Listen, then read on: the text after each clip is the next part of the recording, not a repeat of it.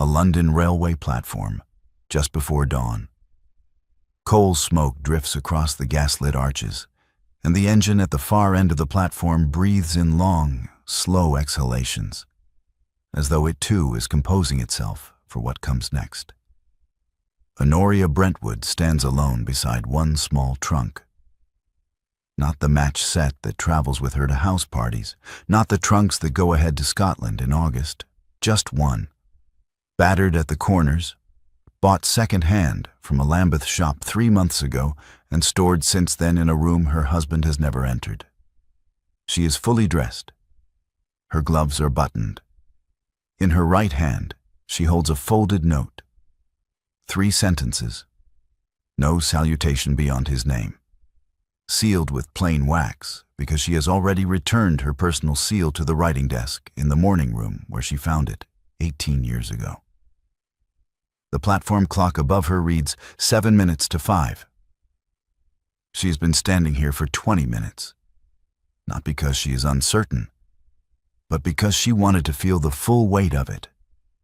The cold steel smell of the rails, the way the gaslight thins at the far end of the platform into something almost like morning, the sound of London at this hour, which is not silence, but something close enough to it that a woman can hear herself think clearly for the first time in years. She will post the note from Reading. She has already decided. Second class, not first. She has already begun in the smallest possible ways to strip away what was his. The train pulls out at 5 o'clock precisely. By the time the engine clears the city and the gas lamps give way to the gray opening of countryside, Honoria is sitting with her hands folded in her lap and her face turned toward the window, watching England slide past in the half-dark. She does not weep. She has done her weeping, not all at once, not in a single dramatic evening, but slowly over 5 years of quiet preparation. In the mornings when the house was still and Gideon had already left for his club and the children were away at school, she wept then in manageable portions. And now she is finished. What she feels, watching the fields emerge from the dark, is something closer to the feeling of setting down a weight she has carried so long she had forgotten it was not part of her own body. At Reading, she posts the note.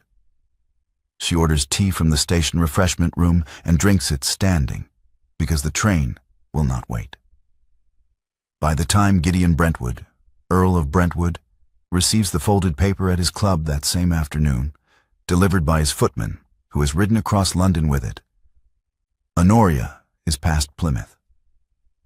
Gideon reads the note 4 times. Gideon, I have gone. I will not return.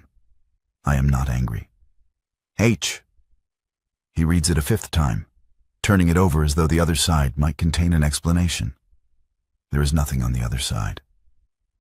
He sets it flat on the table, picks up his glass of claret, and puts it down again without drinking. Around him the club murmurs on.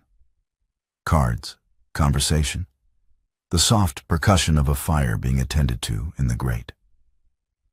No one looks at him.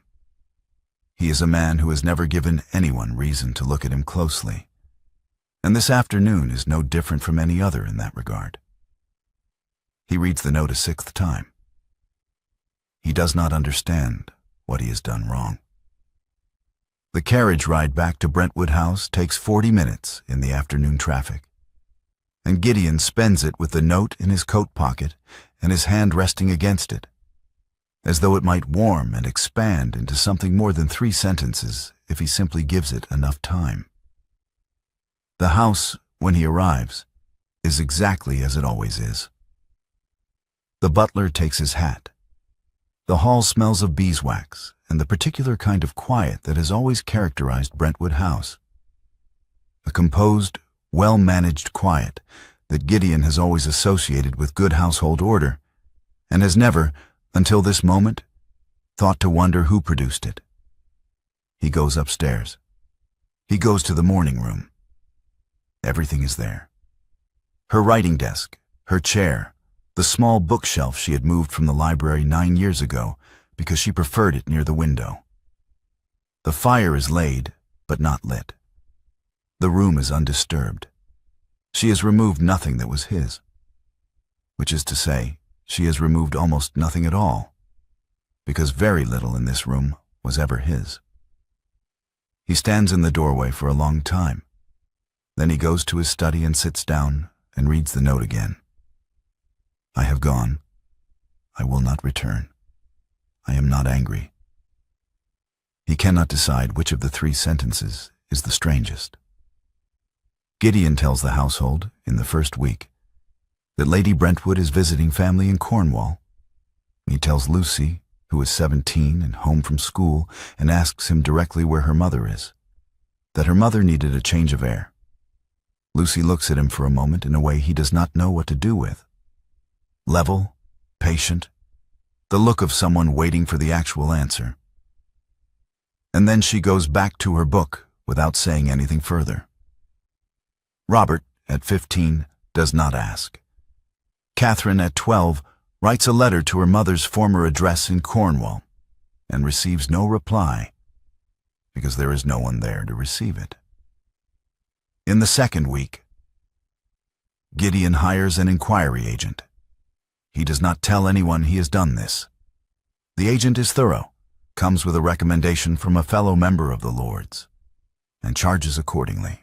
Gideon gives him the 3-sentence note and the name of Honoria's solicitor, whom the agent visits under a pretext and from whom he learns precisely nothing, because Honoria has been a client of that solicitor for 9 years, and the man is both competent and loyal. In the third week, Gideon goes through his wife's morning room with the attention he has never previously given it. He opens the writing desk. He finds correspondence, letters from her sister in Bath, from parliamentary wives he vaguely recognizes, from a lending library in Lambeth he has never heard of. He finds a recipe for a cold remedy written in Honoria's hand, with a note at the bottom. Works better than Dr. Haverstock's prescription. Tested on Lucy.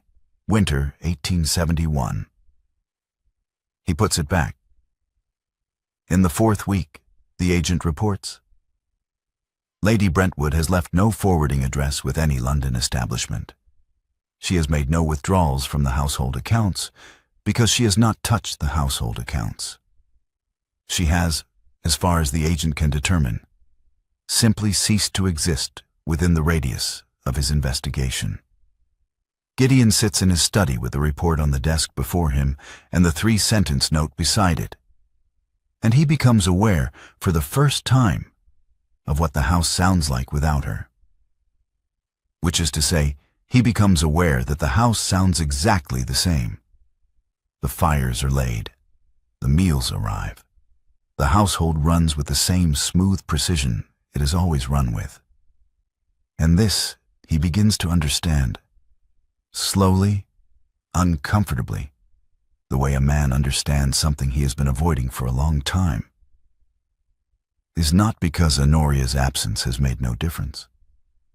It is because Honoria built this household to run without her, and she built it so well that even now, even gone, it does not falter.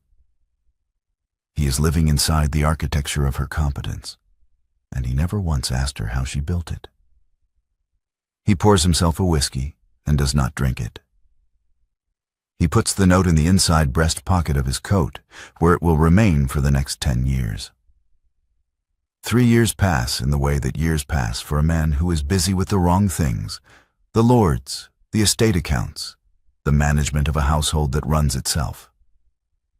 Lucy is 20 now, living in a townhouse in Mayfair that Gideon purchased for her, writing to her mother at an address she has never shared with her father. Robert is at Oxford, becoming someone Gideon does not entirely recognize. Catherine writes dutiful letters from Edinburgh, where she has married a surgeon. On a Tuesday afternoon in November, Gideon arrives at Lucy's Mayfair townhouse without sending a card ahead. The butler shows him into the drawing room. Lucy comes downstairs in her afternoon dress, composed in a way that reminds Gideon, with a physical jolt he was not expecting, of her mother. She does not appear surprised to see him, which suggests she's been expecting this visit for some time. "I want to know where your mother is," Gideon said without sitting down. Lucy looked at him. She had her mother's patience, the kind that did not require performance. "Before I answer that," Lucy said, "I have a question for you." He met her gaze. "Then ask it." "Papa." She paused, and the pause was not theatrical. It was the pause of someone deciding whether the person in front of them is ready for what comes next. "What did Mama do on Tuesdays?" Gideon opened his mouth. He stood in the drawing room of his daughter's house with his hat in both hands, and he could not produce a single word. He thought of Tuesday mornings, the breakfast table, the post, his own departure for the club. He thought of Tuesday afternoons. He thought of whether Honoria had had a particular engagement on Tuesdays, a particular call, a particular obligation. He could not locate a single specific memory of his wife on a Tuesday that did not place her simply somewhere in the house, present and unobtrusive, the way a well-made piece of furniture is present and unobtrusive. "I don't know," he said at last. "No," Lucy said. "You don't." She moved toward the door of the drawing room and held it open. Not with anger, but with the quiet finality of someone who has made a decision she has been considering for 3 years. "When you can answer that question, Papa, when you can tell me one specific thing Mama did on a Tuesday that was hers and not the house's and not yours, come back. Then we'll talk about where she is." Gideon walked back to his carriage in the November cold. He did not speak to his driver on the journey home. He sat with his hat on his knees and the 3-sentence note in his pocket and the new, specific weight of a question he could not answer. He began the following week with her lady's maid. Mrs. Partridge had retired to Lambeth 2 years after Honoria's departure, on a pension that Gideon, feeling obscurely that it was the least he could do, had arranged through the household accounts. She received him in her front parlor with the careful courtesy of a woman who has decided to be civil without being warm. "I'm not here to find out where she is," Gideon told her, which was not entirely true, but was true enough for this conversation. "I want to understand who she was, who she is." Mrs. Partridge looked at him for a long moment.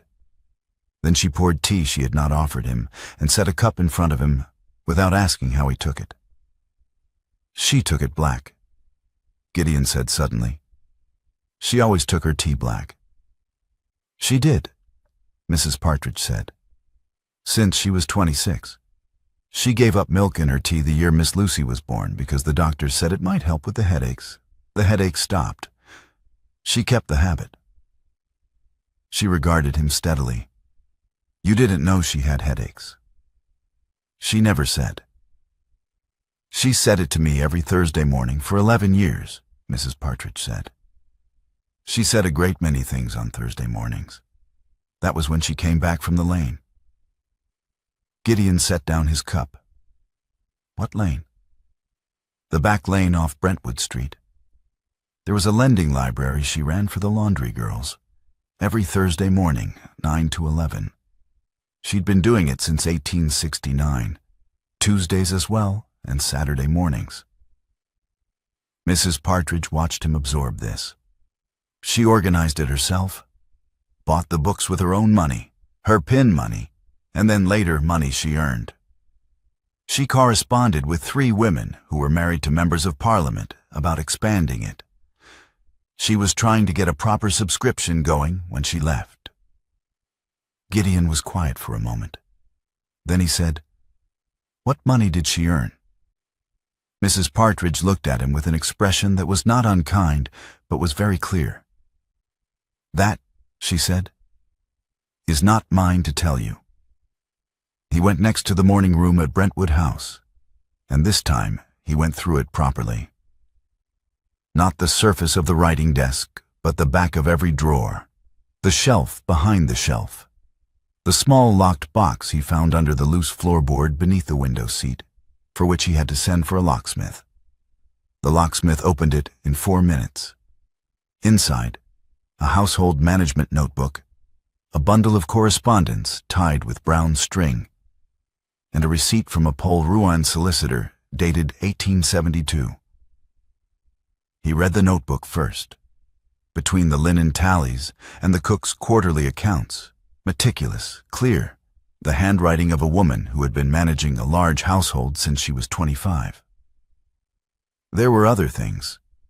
Notes in Italian in the margins, a list of parliamentary wives with dates of correspondence beside each name, a sketch in pencil of a garden plan for what appeared to be a small coastal property, and tucked into the back cover, a single folded page in Honoria's hand, headed Languages, with 4 columns: English, French, Italian, Latin. Under each column, a list of texts she had read in that language, with dates. The list went back to 1865. Gideon sat on the window seat of the morning room with the notebook open on his knee for a very long time. Outside, the London street went about its business. Inside, the room was exactly as she had left it. The books on the shelf, the fire screen, the small embroidered footstool she had made herself, the winter Catherine had scarlet fever. He had sat in this room perhaps a dozen times in 18 years. He had been in the house every day. He read the correspondence next. The parliamentary wives, Mrs. Harrington, Lady Ashworth, a Mrs. Clement Doyle, had written back with enthusiasm, with suggestions, with a warmth that suggested they had known Honoria well and valued her judgment.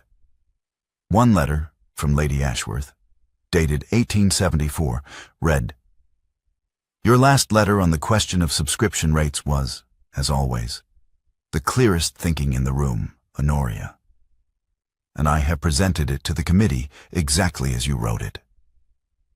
Gideon read this sentence 3 times. He had never, in 18 years, presented his wife's thinking to any room. The receipt from the Paul Ruan solicitor he set aside. He already knew now what it meant. The remark at the club came 6 months later, in the way that useful information always seems to arrive. Sideways, from someone who has no idea they are delivering it. Gideon was at the card table with Ashworth and 2 men he knew slightly when Ashworth mentioned a translation he had been reading. Italian correspondence from the Venetian diplomatic archives, published by a small press in Bristol under the name E. H. Vane. "Extraordinary prose," Ashworth said, sorting his hand. "Whoever this Vane person is, they have an instinct for the music of the original. Not just accurate, alive. My wife has been trying to find out who's behind the name for 6 months." Gideon's hand went still on his cards. He obtained the volume the following morning. He sat in the reading room of the London Library with it for 2 hours. He recognized the prose rhythm before he reached the translator's note at the back. Recognized it the way you recognize a voice in the next room before you can make out the words. The particular cadence of a mind he had lived beside for 18 years without ever listening to. The translator's note was brief, elegant, and signed E. H. Vane, Paul Ruan, Cornwall. He sat with the book closed on the table in front of him for a long time. Then he opened it again to the title page and read it from the beginning. Meanwhile, in Paul Ruan, the woman who had published 9 volumes under the name E. H. Vane was standing in her garden in the sharp Atlantic light, deciding whether the rosemary she had planted along the south wall had finally taken root. It had. She crouched beside it and pressed her fingers into the soil and felt it give, warm and dark, and felt the particular satisfaction of a thing she had done herself with no assistance from anyone. The cottage behind her was small and slate-roofed and smelled of salt and old stone and the bread she had put in the oven an hour ago. The garden ran to the cliff's edge, where the ground dropped away to the sea in a long green fall. She had designed the garden herself. From a sketch she had made in the morning room notebook in 1873, and she had planted it herself in the spring of her first year here, when her hands were still soft from 18 years of gloves and drawing rooms. They were not soft now. Her friendship with Mrs. Trevithick, the fishmonger's wife, was 3 years old and had begun over a disagreement about whether certain Cornish words had Latin roots. A disagreement Honoria had won, but only just, and only because Mrs. Trevithick had conceded the point with such cheerful grace that winning felt less like triumph than like the beginning of a conversation that had not yet ended. They walked together on Fridays. They argued about everything. Honoria had not laughed so freely in 20 years. The vicar, Mr. Pascoe, came on Wednesday afternoons to learn chess. He was a bad student, but an excellent loser, which Honoria found she valued more than aptitude. Lucy came twice a year and stayed a fortnight each time, sleeping in the small room at the back that looked out over the harbor. Robert had not written. Catherine wrote dutifully from Edinburgh, with news of her husband and her children, and Honoria replied with equal dutifulness and genuine affection. She did not think about Brentwood House. She thought about Petrarch, whose letters she was working through in the original, and about whether the rosemary would survive another winter, and about what she would cook on Friday when Mrs. Trevithick came for supper. She was not in hiding. She was simply living, and it was a life that required no permission from anyone. In the 7th year, Gideon Brentwood traveled to Cornwall. He had traced the Polruan address through the publisher in Bristol, who had been reluctant and then less reluctant when Gideon explained, with more honesty than he had expected from himself, that he was the woman's husband and that he had no intention of causing her distress. He arrived on a Tuesday. He did not go to the cottage. He stood at the edge of the village square near the post office with his hat pulled low, and he watched. She came out of the cottage at 9:30 with a marketing basket over her arm, moving with the ease of a woman who knows exactly where she's going and has walked this path 400 times. She stopped at the fishmonger's stall and spoke to the woman behind it. Mrs. Trevithick, he would learn later. And whatever she said made Mrs. Trevithick laugh so loudly that 2 men at the harbor wall turned to look. Honoria laughed too, openly, her head back, her hand on the counter. And Gideon stood 20 yards away and felt something shift in his chest that he did not have a name for. He had heard his wife laugh. He had been present for it. He could not remember, standing here, what it had sounded like in his own house. He watched her for 3 days. He stood near the harbor master's wall in the mornings and near the post office in the afternoons. He saw the garden she had planted to the cliff's edge. Saw it this second day, when she walked out to the rosemary along the south wall and crouched beside it with the specific attention of someone for whom this small plant matters. He saw the vicar arrive on Wednesday afternoon and leave 2 hours later, looking faintly defeated. He saw Lucy's most recent letter arrive at the post office and watched Honoria take it, tuck it into her basket, and walk home at a pace that suggested she was saving it for a good chair and a cup of tea. Each night he returned to the inn on the harbor road and sat at the small desk in his room and wrote letters he did not send. They began as explanations and became, over 3 evenings, something else. Less explanation, more inventory. An accounting of what he had failed to notice, an accounting of what he now saw clearly, from the outside that he had never seen from the inside. He wrote until his hand ached, and then he folded the pages and put them in his coat pocket beside the 3-sentence note. On the 3rd evening, sitting at the inn window with the harbor dark below him and the letters unsent on the desk, Gideon understood something he had been circling for 3 days without quite reaching. She was complete. Not nearly complete, not making the best of things, complete. The garden, the friendship, the work, the chess-playing vicar, the Friday suppers. She had built a life in which nothing was missing. And she had built it entirely from her own resources, and it bore no mark of him anywhere. He had come to Cornwall carrying the assumption, which he now saw clearly was an assumption, that she must be waiting for something. Waiting for him to come? Or waiting for something to resolve? Or waiting in the particular suspended way of a woman whose real life is elsewhere? She was not waiting. She was here, and here was her life, and it was not incomplete. He had nothing to offer her that she had not already given herself. He left for London the following morning on the first train out of Lostwithiel. He told no one he had been to Cornwall. On the train back, somewhere past Exeter, he took out the blank page at the back of his pocket diary and wrote, in careful block letters, the Italian alphabet. In the 8th year, Gideon retired from the House of Lords.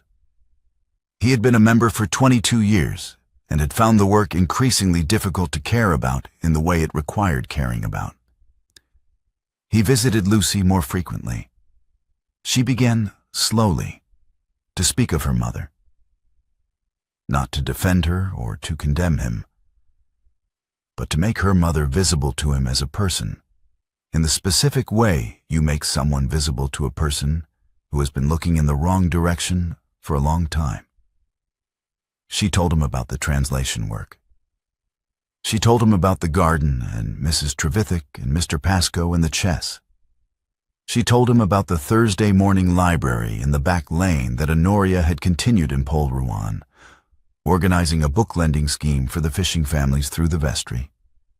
In the 9th year, on a gray February afternoon in Lucy's drawing room, Lucy told him for the first time the address in Polruan. "I know," Gideon said quietly. "Harbor Lane, the cottage with the blue door. I was there in year 7, 3 days. I stood at the edge of the village, and I watched her, and I went home." Lucy looked at him. Then she put her face in her hands and wept, not for long, and not with explanation, but with the deep, involuntary grief of someone who has been waiting a long time to cry about something and has finally been given permission. Gideon sat across from her and did not look away. That same year, in March, he went alone to Lincoln's Inn. His solicitor, Mr. Crane, had known him for 30 years. He was a spare, precise man who kept his chambers very warm and his opinions to himself, and who received Gideon's instructions that afternoon with his customary stillness until Gideon finished speaking, at which point he set his pen down with care. "Let me be certain I understand," Mr. Crane said. "You wish to settle the entire unentailed portion of the estate on Lady Brentwood, effective on signature rather than on your death, with no conditions of any kind." "That is correct," Gideon said, "and no request for acknowledgement." His voice was even. "None." Mr. Crane was quiet for a moment. Outside the window, Lincoln's Inn was conducting its usual business. Clerks crossing the courtyard, a cart on the street beyond the gate. The fire in the grate was very warm. "Gideon," Mr. Crane said, which was the first time in 30 years he had used the Christian name in chambers. "You understand that you are giving your wife the legal means to never need to see you again, to never need to speak to you, correspond with you, or acknowledge your existence for the remainder of her life." "I understand," Gideon said. "And you are doing this voluntarily, without any agreement from her side." "I should have done it in the first year," Gideon said. He picked up the pen from the desk and held it. I believed that providing for her family was the same as seeing her.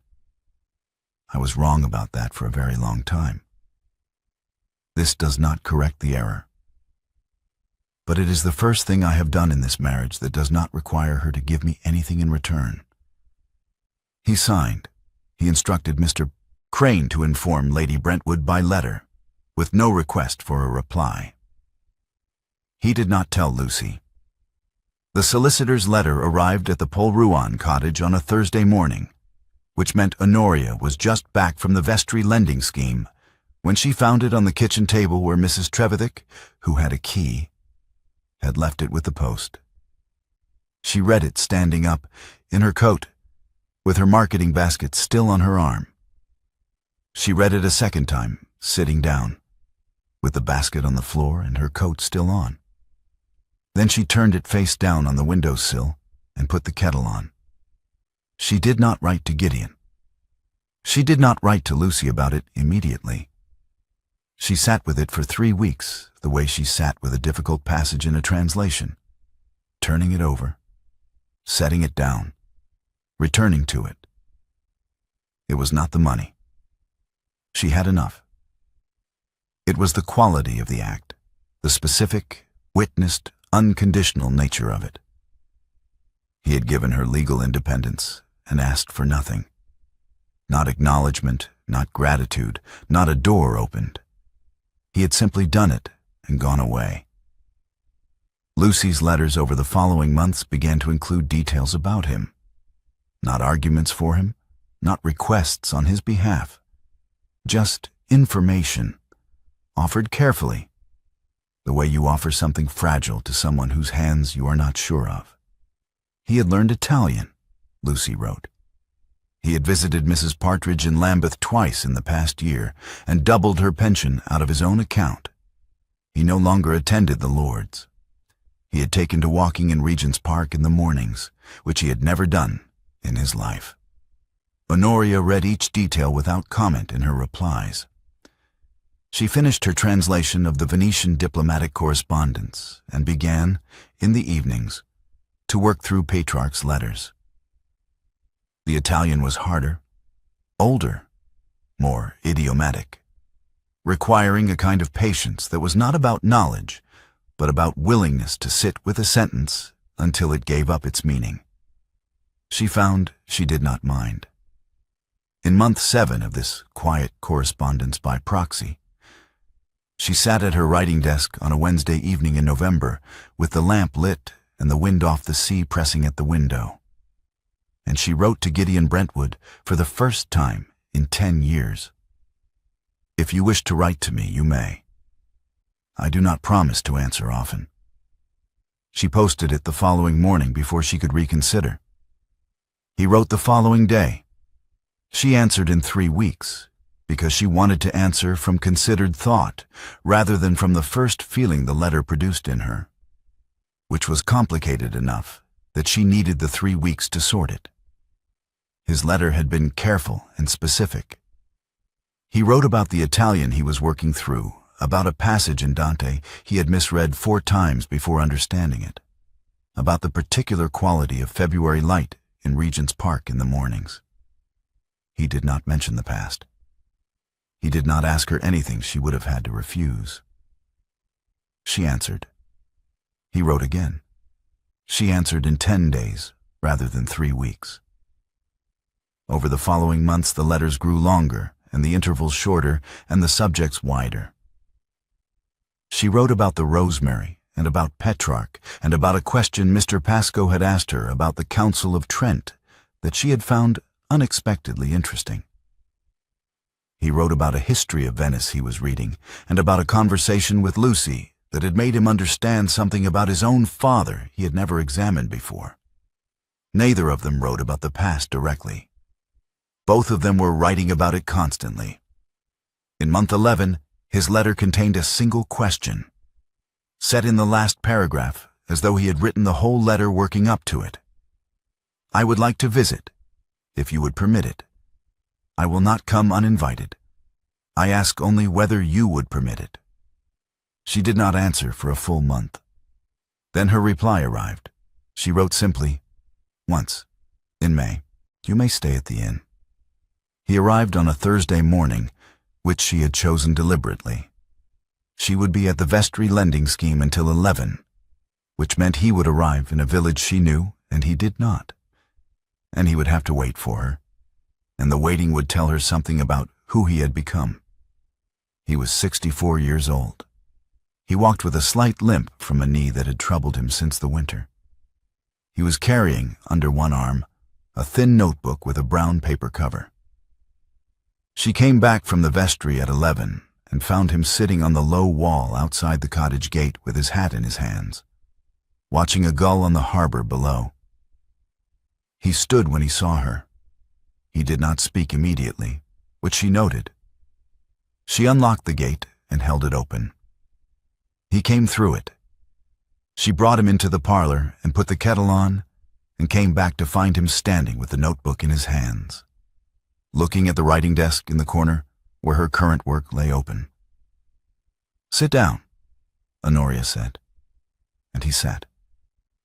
She brought the tea and sat across from him and waited. "I brought you something," Gideon said. He set the notebook on the table between them. "My translation of Petrarch's letters. The first 20. I have been working on them for 3 years, from the Italian I taught myself after year 7. He paused. "I know you are also translating Petrarch. I know mine will be inferior. I am not bringing it to you as a comparable piece of work.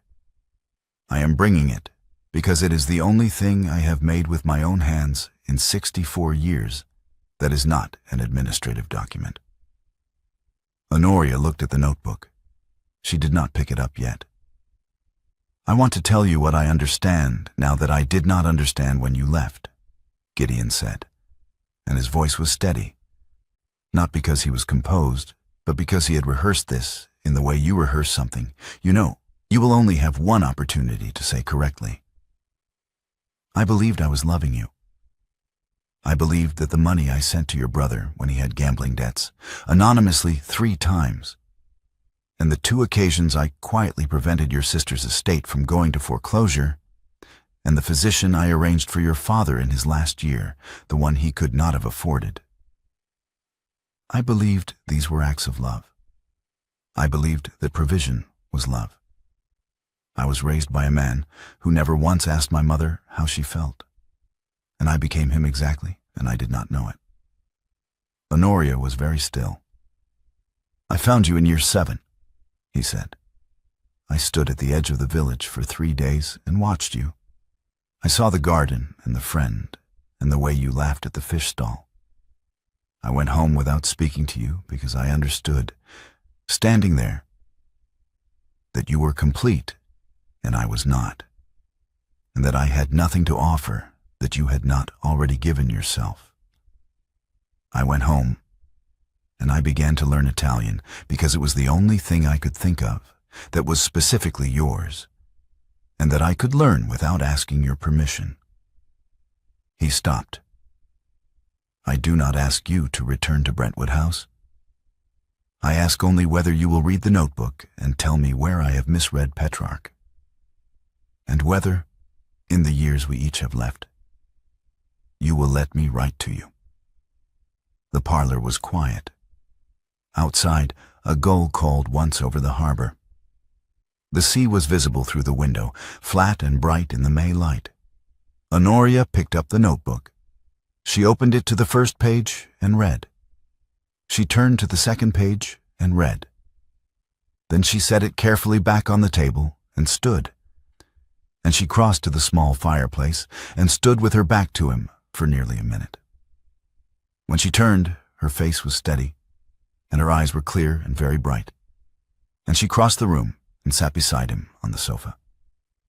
Not across from him, beside him, and took his hand in both of hers. She held it. She did not let go. "I did not leave because I hated you," Honoria said. "I want you to understand that clearly, because I think you have been carrying the wrong version of it.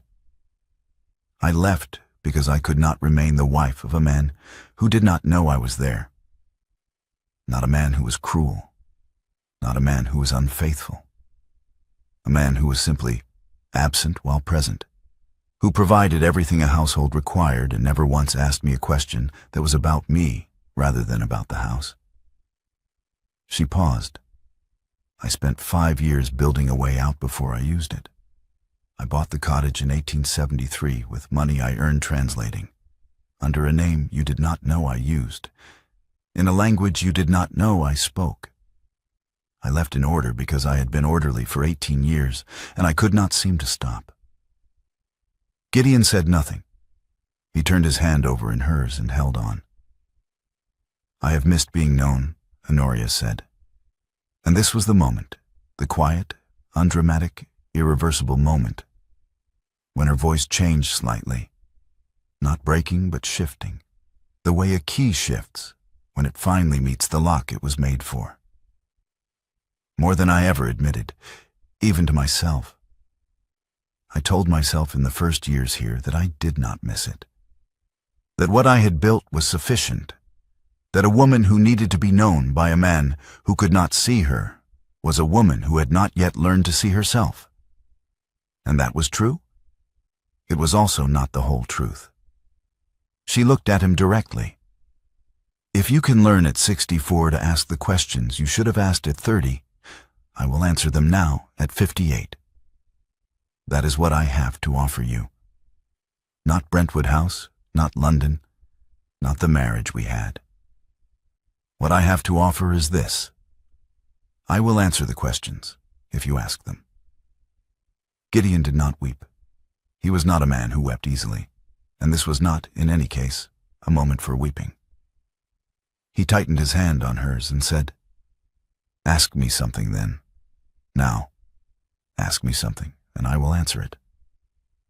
Honoria considered this. Then she said, "What did you feel when you read my note, the first time? Not the fourth time, the first." He thought about it. He did not reach for a comfortable answer. "Relief," he said at last. "For about 30 seconds. Because I thought. She is angry about something specific, and when I discover what it is, I can correct it." And then the 30 seconds ended and I realized there were only 3 sentences, and none of them told me what I had done wrong. And the relief became something else entirely. He paused. I think it became the first real fear I had felt in 20 years. Not fear for my position or my reputation. Fear that I had lost something I had never properly held. Honoria looked at him for a moment. Then she said, "That is a better answer than I expected." They sat together in the parlor until the afternoon light changed and the tea went cold. And then Honoria made fresh tea and they sat some more. And she asked him about the Italian, and he asked her about Petrarch, and she corrected 3 of his translations with a pencil she took from the writing desk.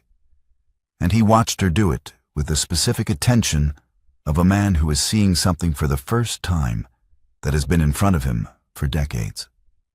He stayed at the inn that night, as agreed. In the morning, early, the tide was out and the cliff path was clear, and they walked it together with the wind sharp off the Atlantic, and the gulls working the currents above them. The sea below was green and cold and very bright.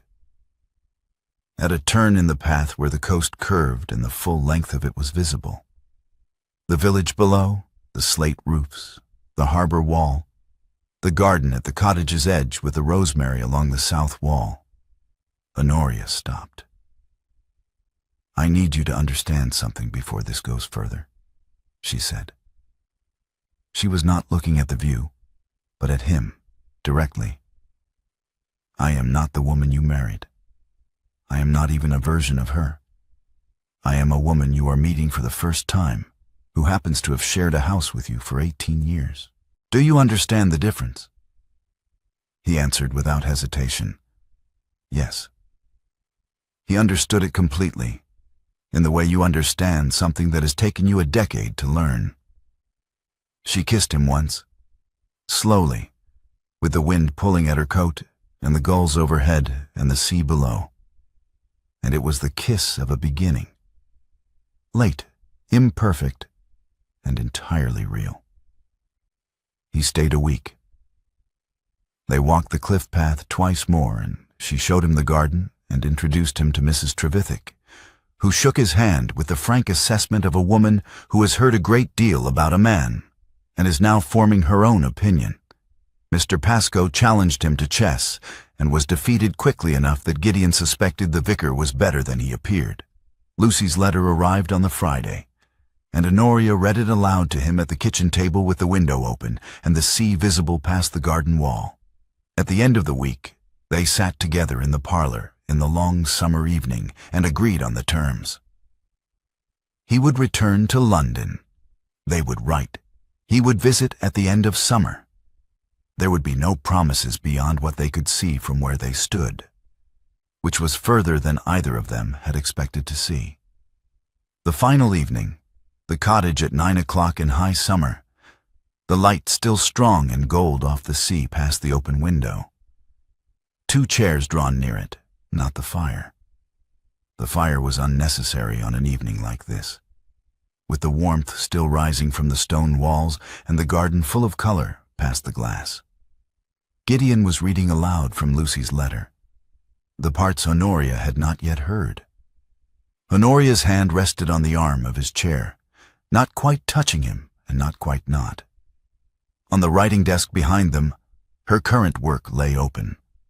Petrarch's letters, her own translation, the page she had been working on before he arrived. At the bottom of the page, in pencil, in her hand, a single line she had written that morning before she knew she would leave it visible. "For G, who finally asked?" His hat was on the peg by the door. It had been there for the second night running. He had been invited to leave it there, and he had, and it was a small thing. And it was not a small thing at all.